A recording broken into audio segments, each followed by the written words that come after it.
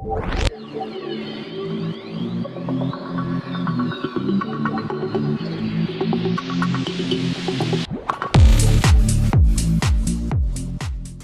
channel does not promote or encourage any illegal activities. All contents provided by this channel is meant for educational purpose only.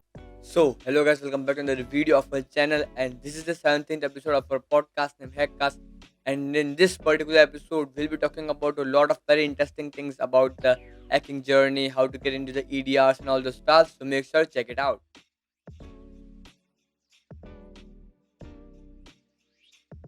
But before going to the video, we are having few announcements here. We are having the basic or the beginner bug bounty course again on the list, so you can check out all the content and the things in the description.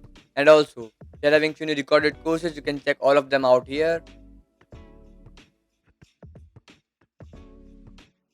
And last but not least, we are having a new course which is completely focused on reconnaissance. So take a look on this. It's the $100 recon course, a complete reconnaissance course with more than 65 topics. So these were the things for promotions. Now let's get into the video. So here we are having one more episode of the podcast named Hackcast, and the speaker will introduce himself. So Hello everyone, Adhokshaj Mishra this side. I am mostly dabbling into malware research in my personal capacity as well as in my professional capacity, both. So in professional capacity, I mostly deal with defensive side, as in protecting against a different type of attacks, detecting them, possibly mitigating them. In my personal capacity, I do the opposite thing. I try to figure out how to bypass security controls, how to evade from security tools, how to find some new attack vectors, some new methods for, say, privilege escalation, lateral movement, persistence. That sort of stuff is what I do. okay, so we usually start our podcast with a very basic question that everyone has a story that why they got into cybersecurity field. Someone got Yes. because of some dark stuff, someone got because of some gaming stuff. So what is your story of going into the hacking field or cybersecurity industry, or is it just a career option? Well, I got into security side of things largely accidentally. Okay. I was planning to become some sort of system engineer who dabbles into deeper corners of computer science and engineering, say kernels, bootloaders, distributed systems, that sort of stuff, compiler, linker, various optimization techniques, that sort of stuff. So I was part of bunch of different Facebook groups, which were basically our communities, and then one person came to me saying that, hey, I know one more guy who keeps dabbling in C++, and I think you would kind of like him. So he connected us both. Turned out that the next person is into malware and reversing side of things. So that is how I got introduced to malware, and then I was like, nice, this looks interesting. Good And to that say, is how I came Jyoti. into security. That's a a very unique a very unique story. Like someone is everyone is having different story, and that's why they are in the field. But that was a good one that I just got dragged into it. Yeah, I got kind of introduced rather accidentally. There was no plan. And after getting introduced, spending some time, then I figured that my interest in this particular area is rather strong. And this is also an area where I can kind of indirectly utilize whatever I studied in computer science. So that sounds like win-win. Yeah, So if definitely. we look at my career, my initial days of career were around software development and trainings. Okay, so you are from development to a hacker, so you can just simply say that you need to learn programming to hunt on a Yes, program. yes, yes, yes. Kind of. Because back then there were no roles on malware research. That malware research role in Indian job market is pretty new. Yeah. Like I'm very curious about the malware analysis and all those things. So what do you do like as a profession? What do you do into that field? Like it's a question to many people. Okay, what do you do for malware research? You just create .txt to .vbs file or what? No, no. So, What's that? so you are thinking about malware analysis, Yeah. where you take a sample which already exists, then you analyze and study it, right? Okay. And then you try to figure out its behavior, its capabilities, and then you try to see if you can detect it somewhere by detecting some particular behavior, sequence of behavior, some anomaly detection, some sort of machine learning, some combination of all these. That is mostly malware analysis. My specialty is kind of different. I don't deal with malware samples in my day-to-day life.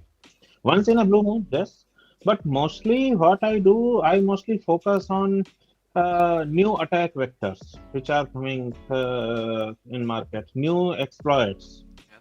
which are coming in market. For example, we follow various blogs. For example, Google Project Zero. They document a lot of really clever attacks and really clever vulnerabilities. So sometimes we find something interesting in that, and then we go like that. Okay, maybe we can try replicating it. Maybe we can try to see if we can detect this, that sort of stuff. Right. Apart from that, I mostly take product of whatever company I am working in, and then I try to see if I can evade from it, or if I can write some sort of very minimal POC of a malware which can do its thing, but it is not reliably detected. It is either partially detected or it is not generating any telemetry or generating incorrect telemetry, partial telemetry, that sort of stuff. So that is what I do. So, like, it's sort of having the existing, I mean, there are like existing malwares and researching onto them about everything on them having, right? Correct, correct.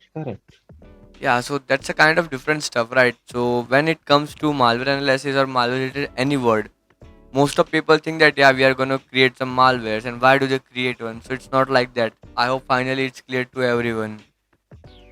So that's the Yeah. thing in these days, right? And after all, we have seen in besides indoor, like you have talked about the EDR. So what's EDR like exactly? At a very basic analogy, you can think about EDR as antivirus at scale. So if you install an antivirus, you get its control center reporting everything locally, right? Okay. In case of EDR, all that stuff is centralized. If I am having that console, I can monitor my entire infrastructure, be it 100 systems, be it 10,000 systems, be it 10 million systems.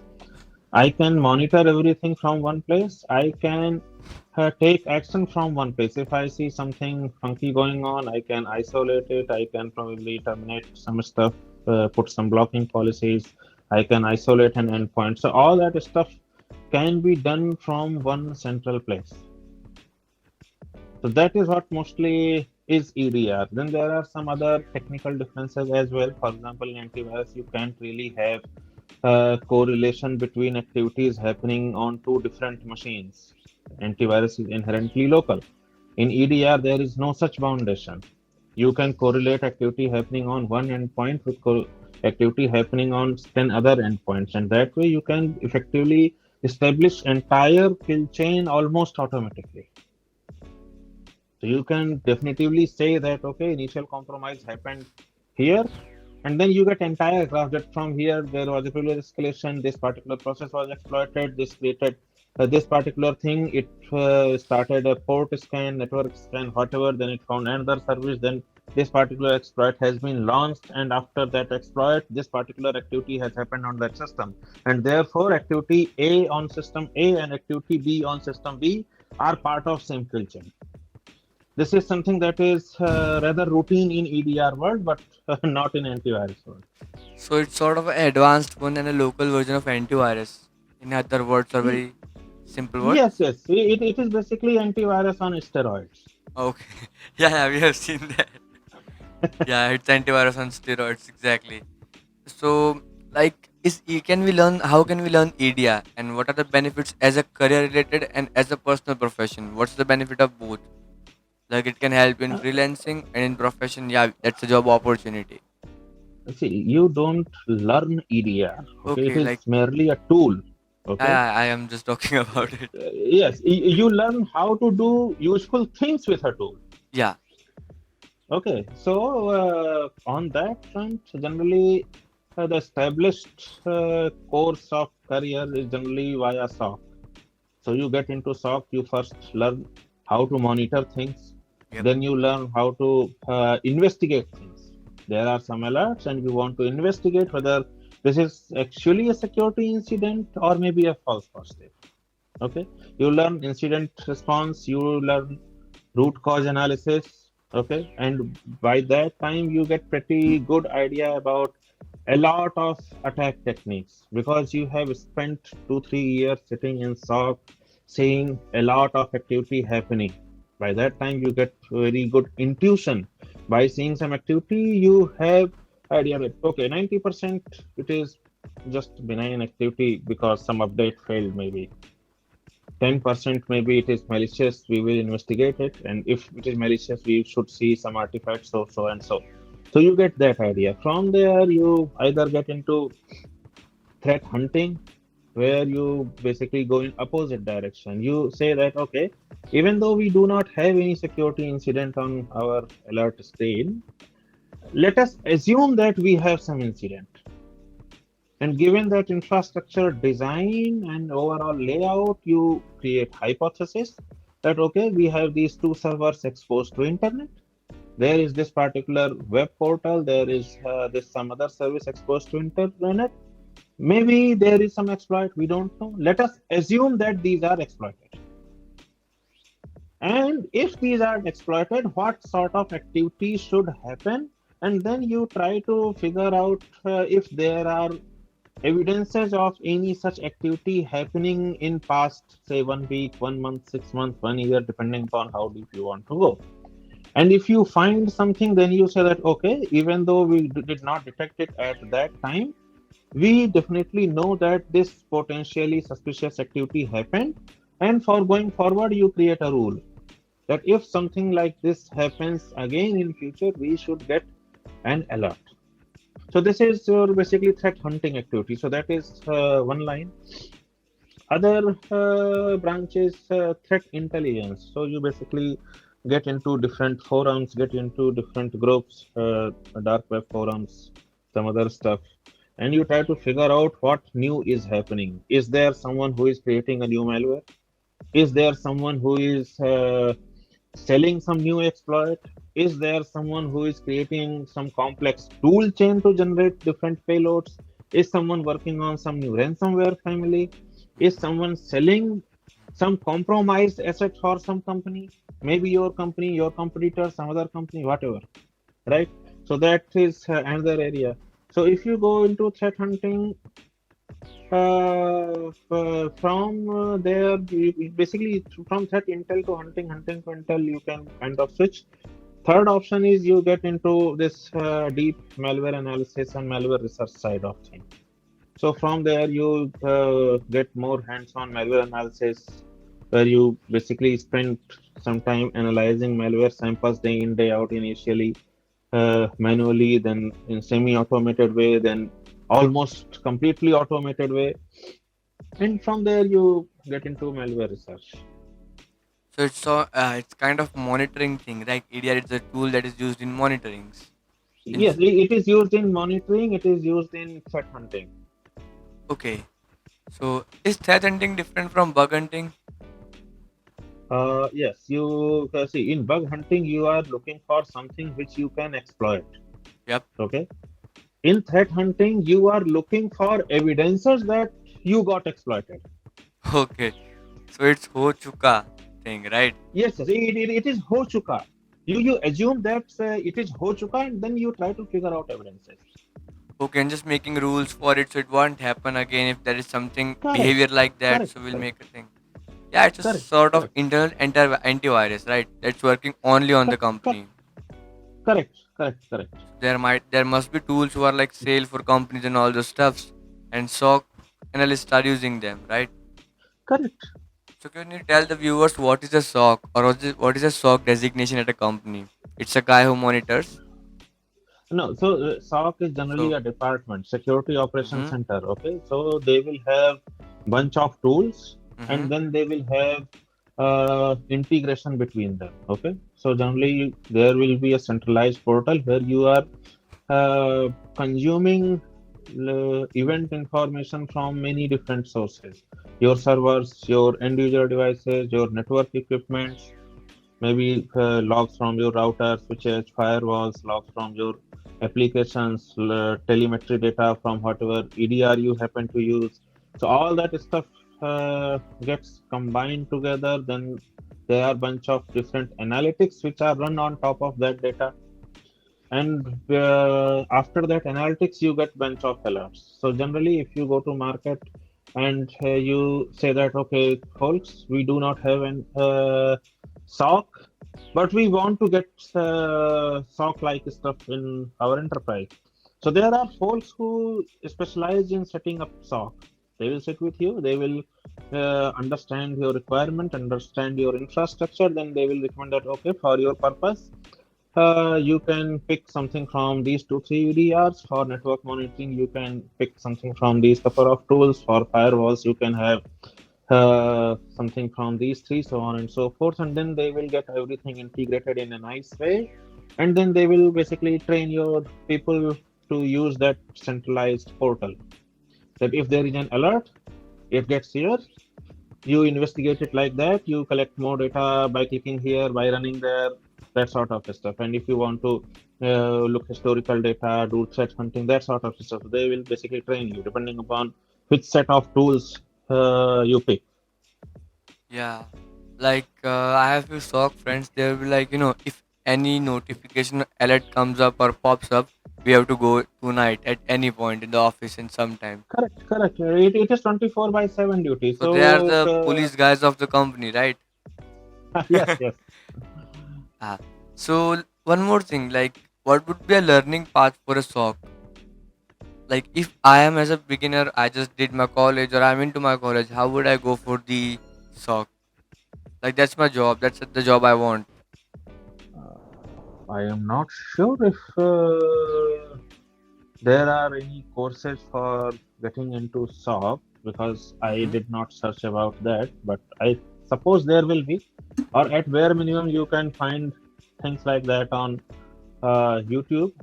Otherwise, at very basic level, you can learn about some reverse engineering, some malware analysis, and very basics of memory forensics sort of stuff. Memory forensics. Yes, but that is optional. Again, you can pick only malware analysis part, and that too will be largely fine. Rest of the stuff you can pick on job. It is not that you have to learn everything beforehand because that is not really a practical solution. I can't expect you to set whole SOC thing up at your home to practice, right?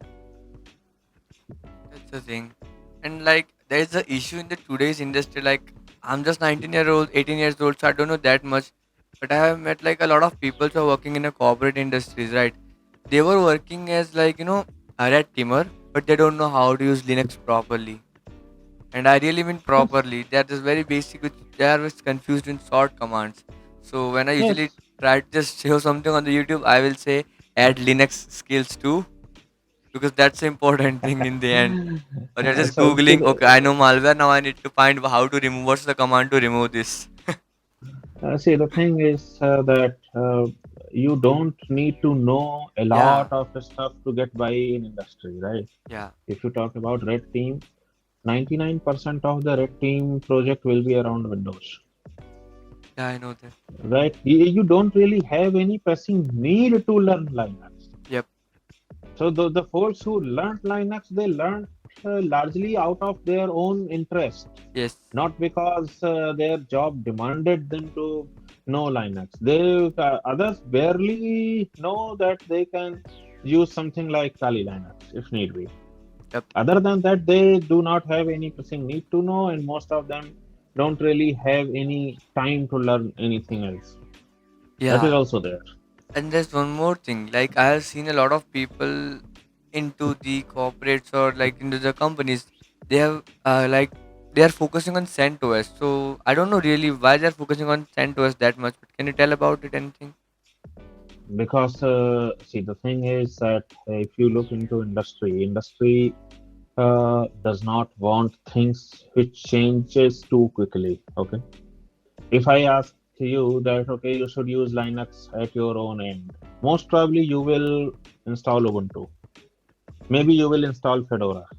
Okay, Okay. in industry, basically no one is going to install Fedora because most of the things are on servers, and around servers you need long-term support. You want to install it once and then you want it to maintain for long time. You do not want to deal with migration every now and then. Yeah. The point of CentOS, RHEL, and similar distros is that they give you 10-year long support. Yeah. Now I got it. Okay, so if you install latest version of CentOS, it will have very old version of packages. But the thing is that those packages will be receiving security updates. If you install normal Ubuntu on your laptop, you will be receiving security updates, but they will be mixed with feature updates. You cannot separate the two. You cannot say that, hey, I do not want new features. I only want security updates and I only want bug fixes. In CentOS, it is opposite. You get bug fixes, you get security updates. You do not get feature updates. Yeah. If you want features, you migrate to newer version of CentOS. Yeah, I got it. So it's about the supports and the system they provide. It is about stability. It is about Yep. stability. You, Definitely. you test your stuff on one particular version, which is pretty new, and you can be reasonably sure that this will remain working for coming 7, 8, 9 years. You don't have to think too much about it. You cannot say same thing about Ubuntu. You cannot even say same thing about Debian either. Debian has support cycle of 5 years. Okay. So it's all about stability, right? Correct. It is all about stability. Like I got that. Like I just remembered a thing in the previous meetup I go. There was a guy who told me that when you grow up after 20, after the age of 20, everything is for stability. You get job for stability. Company find employees for stability. So after 20, everything is for stability. Just find your No, way. it is not after 20. It is more like after 30 and definitely after 40. Okay, so we got one more clarification on it. Yeah, see, from 20 to 30, you should be doing experiments in your life. Yep, Okay, because that freedom you are not going to get later. yep, Your body will not remain same. You will not have that much free time. And if you do things frugally, you can do a lot between your 20 and 30. That 10 years of span is pretty long time to experiment a lot and see and learn a lot of things in life firsthand. Think about stability after 30. I am 32 now. And now I am thinking about getting stable. you're almost double of my age now. Yes, I'm almost double of your age, and I have explored a lot of places. A lot of places where generally tourists don't go. The places where Google will not give you recommendation as a tourist unless you specifically search for those particular places. I have tried things. In fact, I have did things generally people try to avoid. So it's all about you only live once, right? Yes, yes. You can see you only live once. Since I am alive, I would rather enjoy my life. Yep. I work so I make some money so I can enjoy my life. Work is merely one aspect of life for me. It is not my entire life. Yeah, and that's the issue these days, right? Everyone is making it the primary importance and just No, no, no, no, no, no, no, being no, too no. much rushed out. But that's the cool No. thing. Primary goal should be to enjoy the life that you have got to maximum extent possible. Yep, You have got absolutely. different things in life. I have got different things in life. We will remain different in our entire lives, but we both can enjoy our life separately. Definitely. Focus on enjoying the life. Everything else comes secondary. Yep. That's the very important thing, right? To enjoy. Everything is gonna be there. Like आज EDR है कल है, like as you have said that EDR is different versions, right? There was few older ones, few newer ones, I guess, in the meetup. Sorry. Like you told about the different versions of EDRs, if I'm not wrong, or different types of EDR. Yeah. No, I mostly talked about different versions and how they do things in Linux mostly. Okay, so is there a significant difference between two versions? Depends upon how far away these two versions are. From one version to very next version, the changes will not be that significant. But if there are 10 different versions in between, then you are Mm-hmm. going to see a lot of changes. Okay, so it's all about, the longer the time spends and the changes are increasing. Correct, So, correct, correct. And by the way, I came into conference because I love going to conference, yeah, not because that someone is measuring my conference presentation as some sort of key performance indicator. My appraisal is not tied to my appearance in conference, yeah. right? I do that because I enjoy traveling. I came to Indore. I stayed extra. We made a trip to Ujjain. We attended Bhasmarti as well. Very, man, I really wanted to, but I have few things to do and I just came back. See, everyone has things to do, Yeah, right? Even on your deathbed, there will be things to be done. yep, They are not going anywhere. So it is better if you take some time, shuffle things around, and make yeah, some time for enjoying the life. I wanted to attend Bhasmarti. I attended that. I had things to do. It's okay. yeah. That's a really important thing that we have to measure things, that what we have to do and what we can just slightly we can do it. Right, you are not going anywhere. But overall, I was just like bounded to something that I have to be back here. But after all, I'll be planning to go to the bus market in the next 6 weeks. So let's see. Are In you still a student? I kind think of so. no, I dropped out. Oh, we are in same boat. I too dropped out. Last moment. Yes. So on that note, like you have dropped out too, right? Yes. From college, Yes. like which year? I'm very curious about it because it's now a relatable thing. Okay, so I dropped out after third year. Okay, so when things got too complicated, right? No, Unnecessary so complicated sometimes. yes, things got complicated, but not in a way people expect them to get complicated, right? Yeah, Because if I say something like this to someone, so generally people assume that probably the core subjects got too difficult to handle because they themselves struggled into things like theory of computing, in compiler design, in multi-core architecture, in distributed systems, that sort of stuff. See, these subjects are difficult. I'm not saying that these are easy. People struggle. Almost everyone struggles in these subjects. Unless they are super duper smart, only then they don't have to struggle. Otherwise, you are going to grind royally to make anything out of it. Okay. For me, situation was kind of on different track. Okay. I wanted to try things by doing that, but academic system does not really allow that, right? You are expected to write assignments on paper. yeah, When you go to no, lab, you are expect. I don't know now, but back then we were expected to write the program on paper first, yeah. Now, and I then still we hate were that allowed to thing. touch the computers. Yeah, And I had fight for that situation that okay, I am in an engineering major, I am in a programming class, and you do not want me to touch the computer. You want me to learn programming, yeah. but you do That's not too want me to touch frustrating. the computer. Yeah, on the same end, like when I was in the college, like I was super, angry with few things. That if I write this code on paper, compile it on paper. I challenged What the the hell does teacher. that mean? Like, what does it mean to write code on paper? I don't know, right, how to properly do these things. if I'm doing Even it I on can do paper. that If on you paper want me to right show now, it, I but can I bring my need laptop. ideally.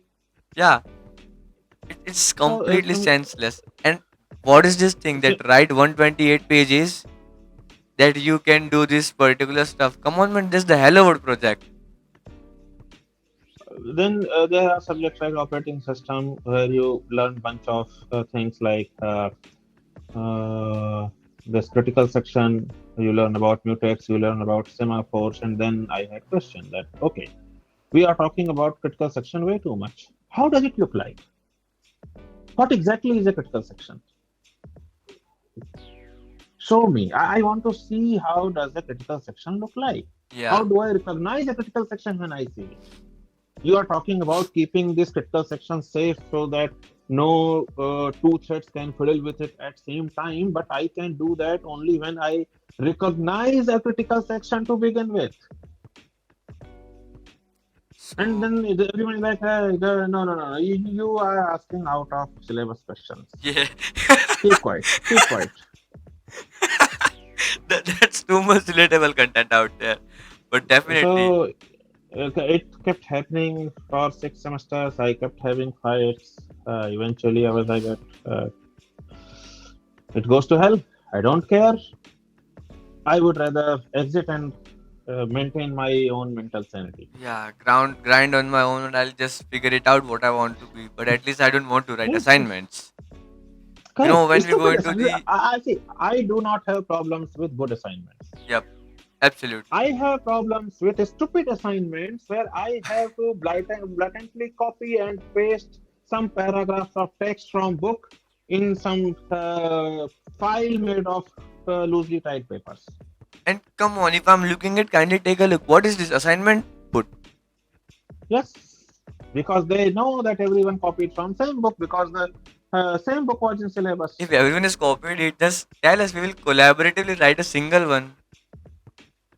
It's all No, about see, doing stupid things uh, like filling out the books uh, and I pitched slightly different things at my time, and my idea was that instead of giving problems which are already solved in the book, give something which is not immediately solved in book, yeah, kindly or even brainstorming. better, give something open-ended. Let us come up with different solutions.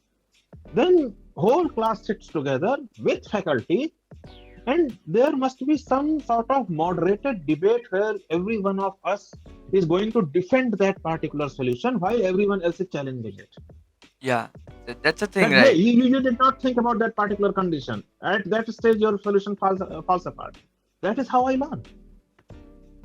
Only then I will know that okay, there was this particular boundary condition which I should have thought of, but I didn't, and now I have to take care of that as well.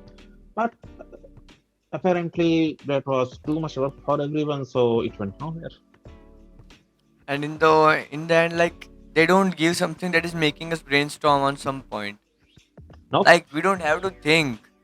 They will nope, even send the no. front page that how to write it. It is worse. You are not allowed to think.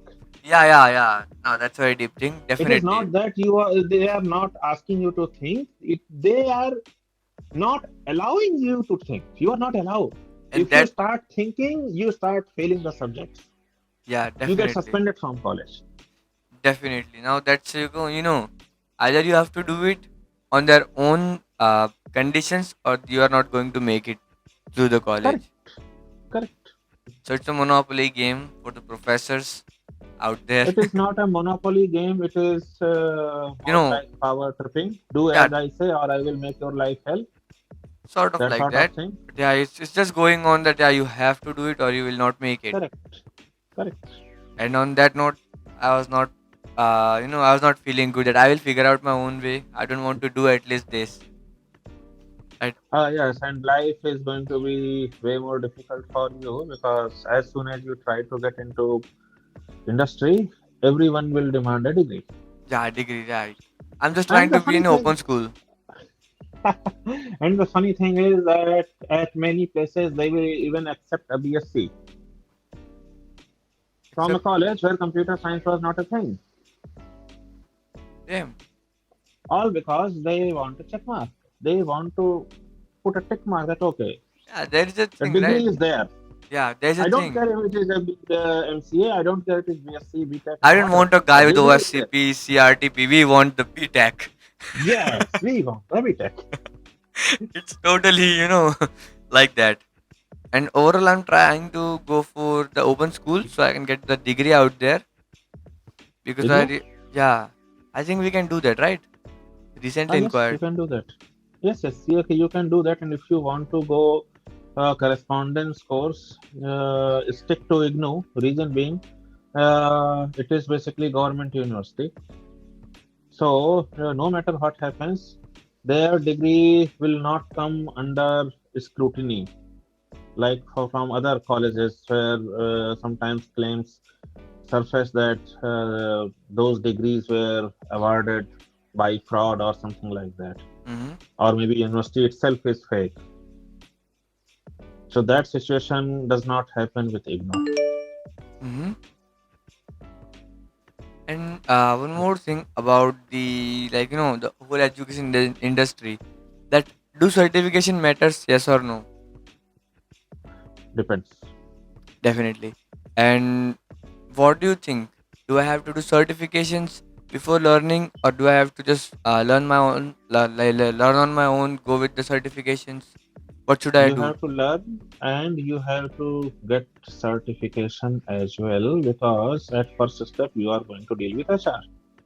Yeah, deal with And that. That's a thing. And yes, you can be best candidate for the job profile, but if you do not have enough check marks in your resume, HR is going to land your resume in trash bin. like everyone says that you will be meeting with HR. No, you have to deal HR. Everyone, Yes, literally yes, everyone. yes, yes. You have to do. You see, the thing is that I have been on both sides of hiring. Okay, Yeah. I have hunted for job as a candidate. I have hunted for candidates as hiring person, right? And both sides have to deal with HR. Like they justify themselves in short. See, I will not say that HR is entirely useless. Problem is that our field is so specialized that we can't really expect from HR to filter people very properly, right? So they are going to make their life easier and rely on basically third party credentials where some other person has done the vetting for them. Maybe it is some certification Hmm. agency, maybe it is some college, university, whatever. Once you get a certificate, it is essentially that certifying agency is saying that yes, I have vetted this particular person. HR is not interested one bit in what you know. HR only cares whether you have been vetted by someone else or not, because they Yep. do not want to vet you themselves. That's totally So this is understandable. basically this is basically sort of proxy credential. The credential itself is being used as a proxy. Someone else has vetted you.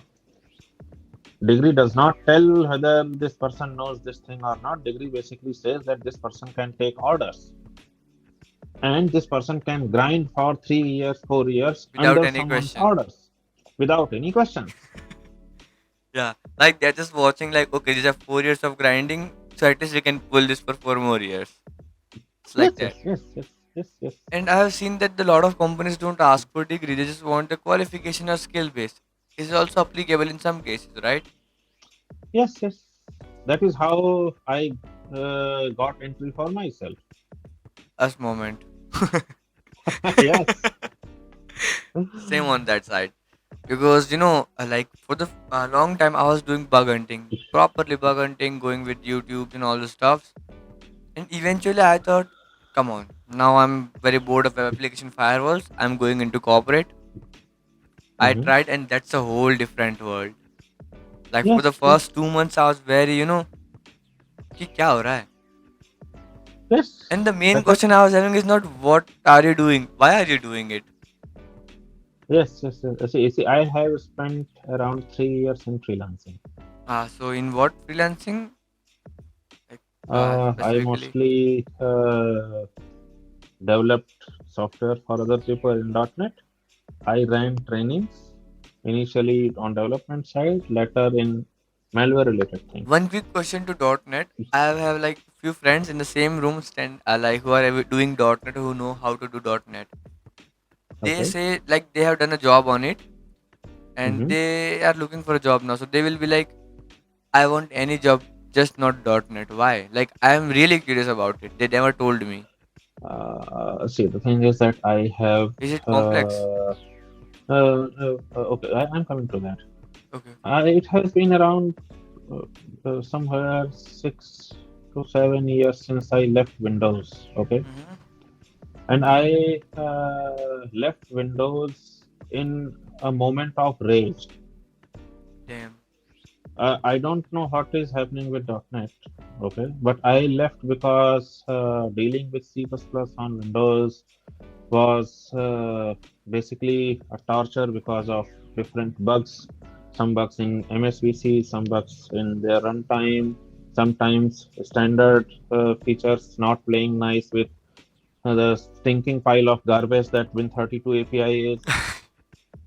So that sort of stuff I eventually gave up. I said, okay, fine. I don't want to deal with this insanity anymore. Okay. I liked .NET at that time, but again, I did not dabble into .NET to that extreme that I can judge it. Okay. Is it complex than C++ or like Java? Or is it very simple? It is similar to Java, Mm-hmm. less verbose than Java, and simpler than C++. Okay. See, the thing is that if you learn C++, basically everything looks simpler than that thing to you. Yeah, right. I wrote a lot of presentation assignments on the C++, so I know. I feel everything very simple. It Yeah. doesn't matter for me if it's simple or not. I just want it organized. Uh, It different depends. people have, yeah, for Like, different I'm people not a have hardcore different things. programmer. I'm just a programmer when I need to create scripts and I get like 40 error in 14 lines. So I just give it to ChatGPT, get output. Simple as that. But yeah, I know how Okay. to do it, how to You have understand the Chat code. GPT.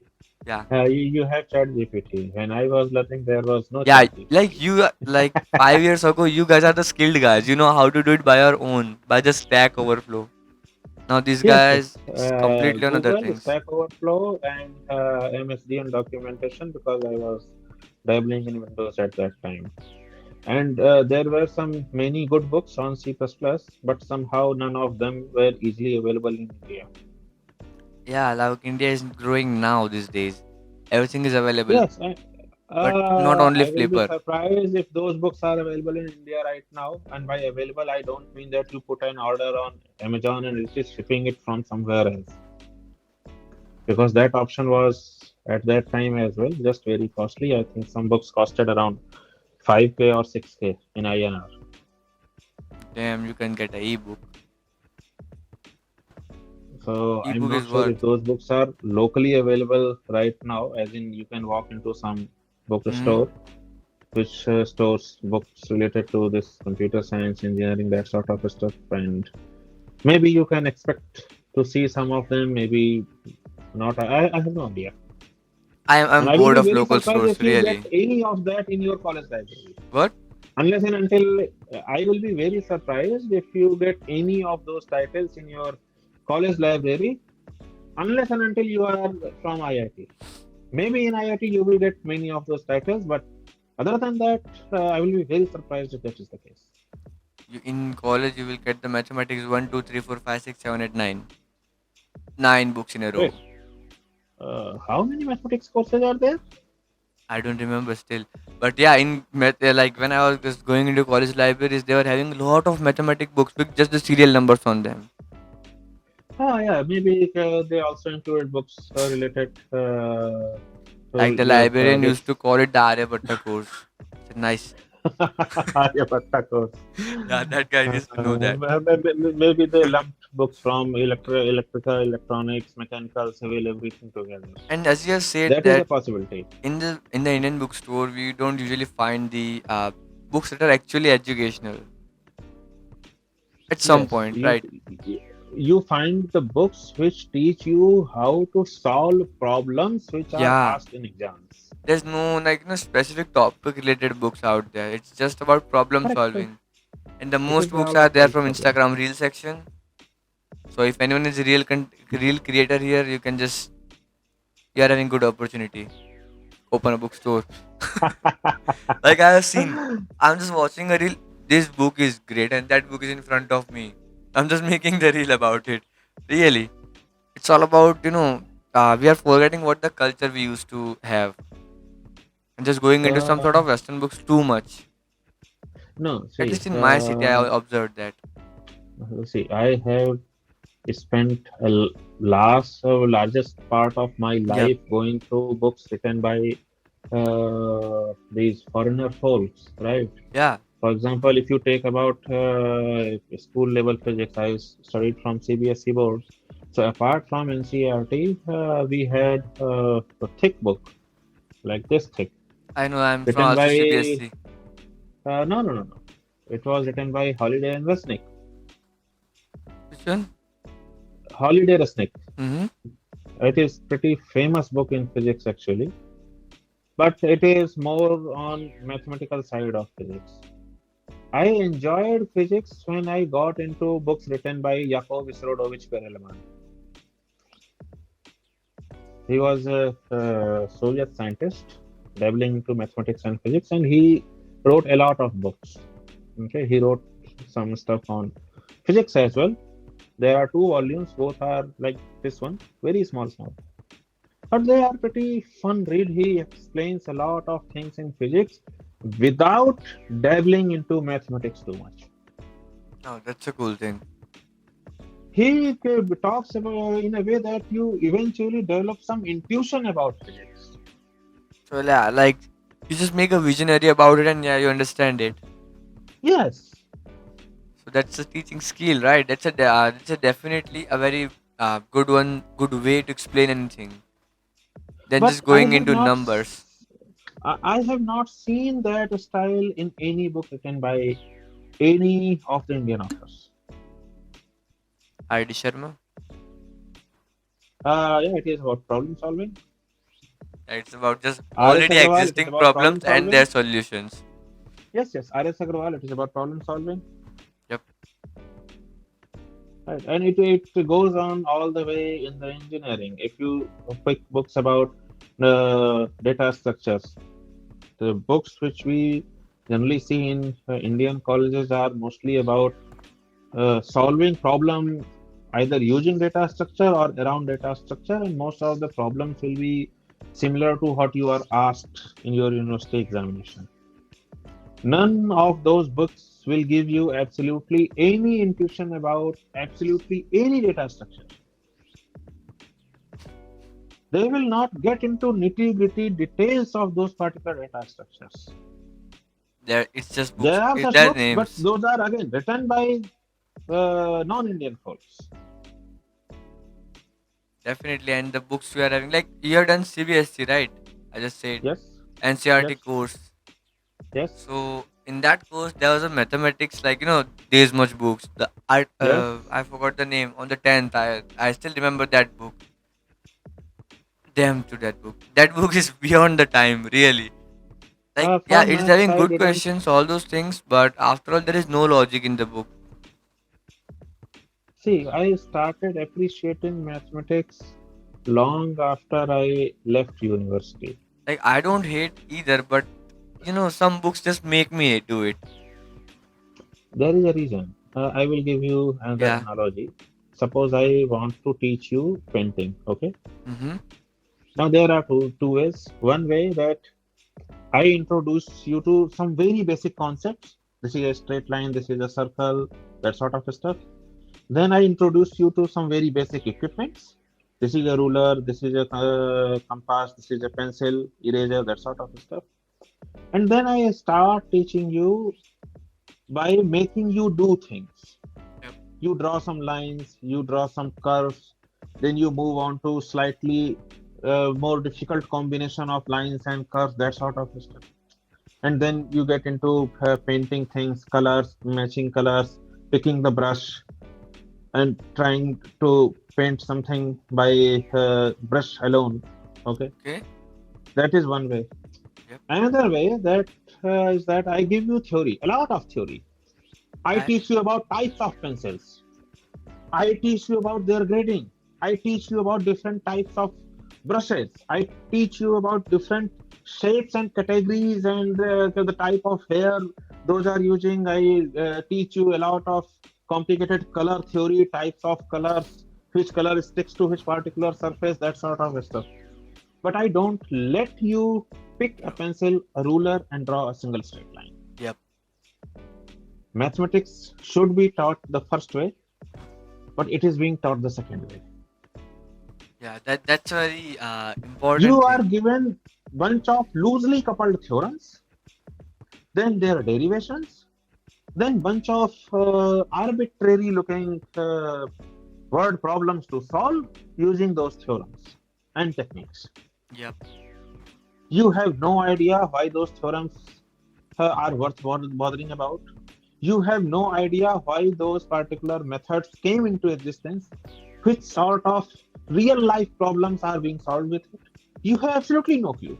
But you know a bunch of theorems, you know a bunch of derivations, and you know a bunch of mathematical techniques where you can apply them if you see that the question is looking somewhat familiar. You only Otherwise, know you a are totally thing. blank. Yeah. You only know the basics. You only know a square plus b square equals to a square plus b square is equal to ab. Right. That's the Yes, yes, that's yes, the chillest thing, yes. and we really don't need that. We need See, to the have a problem is practical that approach. the people who are teaching maths, they prefer to remain in abstract world a bit too much. Okay, but the problem is that you and me are not mathematicians. We wanted to be engineers, and by definition, we Wanted were to more be. interested in application, Yeah. right? So I will give you a very quick example from your college math. I don't know whether you went that far or not. There is a concept of transformation in maths. Okay, where you take a problem which looks like something else, you convert into a problem which looks something completely different. Then you solve that problem there, and then you do the reverse transformation, yada yada, that sort of stuff. And during all that, you are taught something called Fourier transformation. Mm-hmm. Then it is generalized to Laplace transformation, that sort of stuff. But you just are given bunch of problems to solve, where you know that if it looks like this, you have to take Fourier transformation, solve the problem, and then you have to take inverse Fourier transformation. But no one is telling you that it is the Fourier transformation which allows us to have this video call over Google Meet today. Without Fourier transform, this cannot happen. Never You knew that. cannot have MP3, you cannot have television, you cannot have digital camera. Without Fourier transformation, none of that is going to exist. But no one taught you about this. That's a No one told really you how that's a a really five great minute thing. song, I never knew. how audio of roughly 5 minute length, where you are basically sampling that audio around at 86,400 times per second, and you are basically storing that value, and still it somehow comes down to say 4 or 5 MB instead of taking hundreds of MB as usual. You are getting that compression because of Fourier transformation, because Fourier transformation takes a signal in time domain, that is your sound, and converts it into frequency domain, where you get bunch of different waveforms with different frequencies and amplitudes. Mm-hmm. And then you drop all the waveforms where amplitude is very small, something that your ears cannot hear. Mm. You filter by amplitude, you drop all those waveforms, then you club all the remaining waveforms together. You do not get your original signal back at exactly as it was, but you get something so close that you cannot differentiate between the two using your ears. Similar stuff happens when you take a photo from your phone or camera. So A I heard photo it's which all should about have, compression and sending things. yes, and that compression is happening because of Fourier transformation. It is the Fourier transformation which is telling you that, hey, this is the part where your ears cannot hear. This is the part where your eyes cannot see it. So why bother storing it? Why bother transmitting it? Drop it. But you are not told about this. We are not taught about the things that are applied in real life. We just need Correct. to Do calculate you कि know how to किसने drive? we just need to calculate that I bought 100 apples, you got 100 Yes, oranges. Let's correct, play correct, some correct, game. correct. Do you know how to drive? How to drive? Yeah. Okay. So maybe you heard No about. license, huh? No, it's okay. Maybe you heard about some news that there are companies which are giving some drive assist type of system in their cars, Mm-hmm. right? They can maintain speed on their own. They can slow down, speed up on their own. Yeah, I know. They can stick to a lane even if road is turning. They can turn their steering on their own just precisely enough that your car remains in that particular lane. Maybe you saw their advertisements on YouTube. If you didn't, you can look it up. All those things are working because of differential equations. Ho- Oh yeah, I have heard that. There was a theory blog on it. I have it. But when you were in college, no one told you about We that. know the Forget that. difference in Forget that. DX. Forget that. Yes. Forget that car part. Done. You saw that SpaceX rocket where they basically landed that rocket for reuse. I think it was Reuse. Falcon 9 or something. It is old news now. They basically launched a rocket, and after putting the payload in its orbit, rocket basically comes back and it lands again back on Earth. Yeah. And that landing video kind of shows how its thrusters are moving around to keep it kind of upright. Yeah. I've seen that video. Got it. Got it. That control is happening because of differential equations. But we are Did you not taught see? about it in the end. Yes. Did you see the Chandrayaan video? The recent one? Yes. The landing stage, there are a bunch of thrusters. Okay, it was animated, but again, thrusters were kind of moving around to keep it in particular trajectory. And there was not that much gravity we usually used to live in. Correct. But all that Yeah. precise control is coming from bunch of differential equations. But you do not learn about that. You learn So about some arbitrary garbage problem. when someone says that world is working on math, we don't believe. But in the end, it's working on mathematics. Yes. Every damn thing comes down to bunch of mathematics, but somehow you never learn about it in engineering. So exactly how you are going to develop an interest? Because from your point of view, none of that is useful anywhere. Yeah, we can develop interest by writing codes on paper. Yeah. Like we are not definitely told.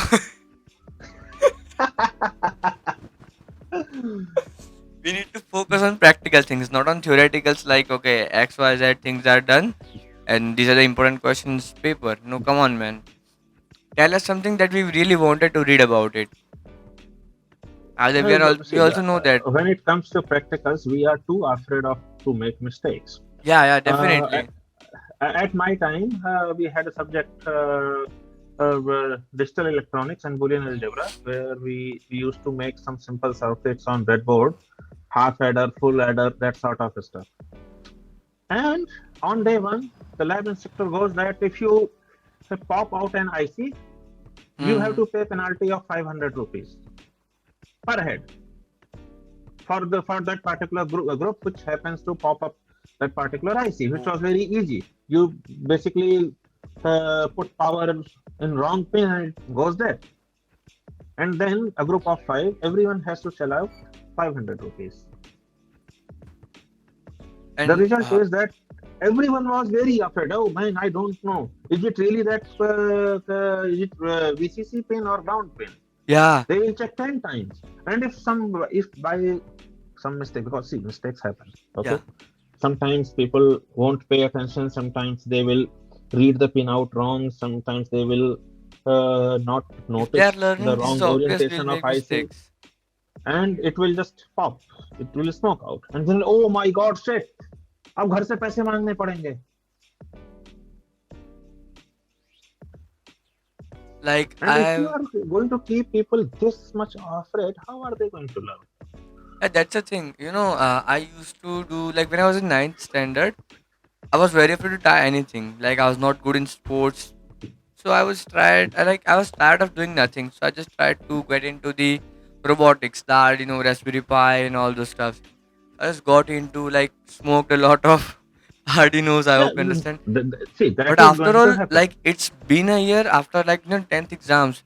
After like around the 10th exams, I was very able to create drones, self-driving cars, even robots. So I was good with that. But after all, when I look back, yeah, I have smoked a lot of things. But at least I made mistakes. Now I know how to do what the things.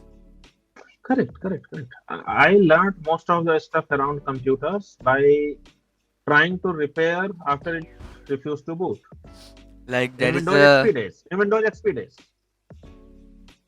I like would try something stupid just for fun, and then it will just stop booting. And in an attempt to try to resurrect it back to life, I learned a lot of the stuff. I have the little example like 2 feet away. So we can say that our crime is because of curiosity, I guess. See, the thing is, Yeah, there are many reasons, but yeah, that is how I learned. Okay, and definitely. now since I am a dad and my kid seems to have my type of interest, as in he is interested more in motorcycles than anything else right now, even though he is barely 1.5 years old. I have an old laptop. Once he grows up, he will have some second-hand equipment to try his hands on, where I expect him to uh, destroy it somehow. But at least it won't create any financial implications for me and still give him a lot of playground to learn a lot of things. It is something that I did not get at my time. Definitely, just play and learn about it. It's simple. Yeah, in course of learning, you are going to damage a lot of things. You are going to destroy a lot of things by error, by mistake. Because at But that point, you learn it for the whole lifetime. Not going to correct, correct. forget That it you did again. something stupid. Correct, correct, correct. Definitely. So, But I that is something that is not really allowed in Indian colleges. Colleges are still very much you make afraid of mistake, you keyboards going detain. bad. I have seen colleges crying over that. Okay, we are seeing too many It's keyboards not going bad. completely about college too, if I say. There's a little bit hand of students. They just stole the camera. CCTV cameras are stolen. Come on, man. Oh, that reminds me. So when I was training in my freelancing days, I used to teach this malware part. Okay, how to write malware. And at time of exam, I used to say that okay, there are a bunch of things that you need to know. I'm not saying that you should not cheat.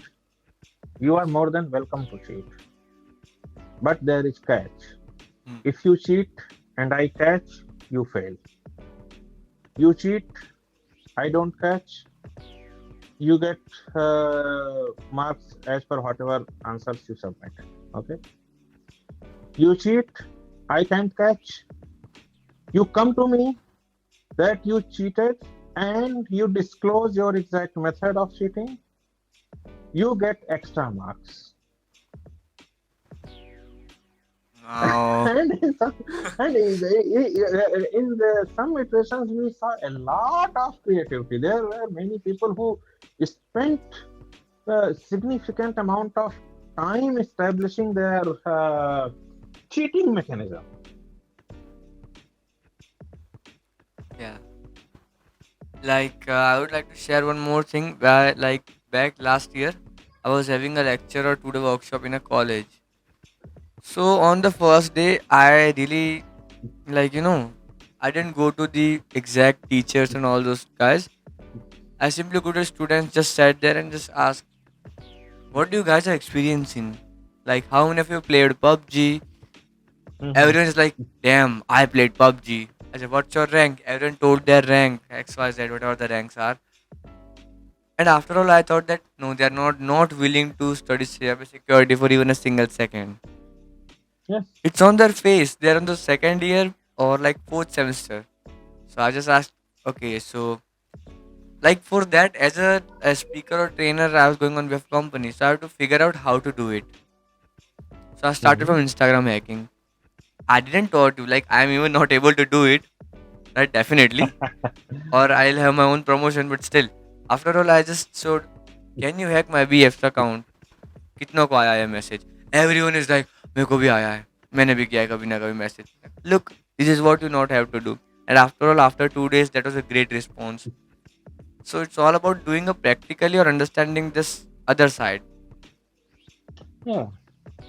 Like it works like that. ताली एक हाथ से नहीं बजती ऐसा बोलते हैं. And नहीं somehow, अब तो to be an effective teacher, you need to get some interest from the student side, yep. and then you have to basically fuel that interest. When you get the energy, divert it to the exact topic and Correct. feed them. Correct. Correct. So I guess this is over an hour now. I don't know. So Correct. Correct. It is roughly 1 hour, 12 one, minutes or so. 1 hour 5 minutes out there. So that was the great podcast. I think there's a lot of Thank you. internal talks we have done. We were planning for a EDR podcast, and after all, we don't know how it escalated to the college lives. After all, thanks for being here. Thanks for accepting the invites, and see you Thank you. guys in the upcoming video.